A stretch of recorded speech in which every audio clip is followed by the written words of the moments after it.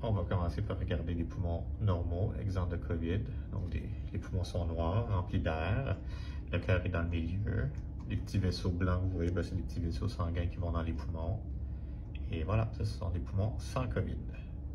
Et là, on est en début de maladie lorsque la COVID s'installe. Donc, déjà, le noir est remplacé par du gris des deux côtés. Donc, c'est une maladie qui affecte les deux poumons, ce qu'on appelle bilatéral. Ce que vous voyez, c'est du verre dépoli, c'est-à-dire de l'inflammation. Puis au bas, là, vous voyez, c'est un petit peu plus dense. Donc, vraiment, là, toutes les régions du poumon qui sont affectées par ce processus d'inflammation.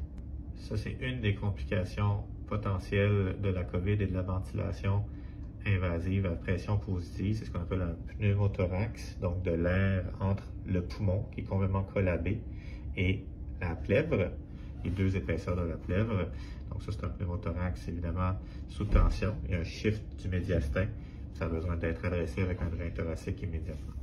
Le temps a passé, donc vous allez voir plein de changements sur ce scan-là. D'abord, on a une trachéostomie, donc on n'est plus intubé par la bouche, mais directement dans le cou. On a les poumons qui restent malades. On a le pneumothorax ici qui est drainé par un drain thoracique, un pectel et un deuxième drain ici. Mais le reste des poumons ne sont pas guéris, donc on a toujours les anomalies, le gris là, qui est dans le poumon plutôt qu'un poumon plus noir, plus foncé. On a des denses consolidations aux bases, donc il pourrait être une surinfection bactérienne ou même fongique.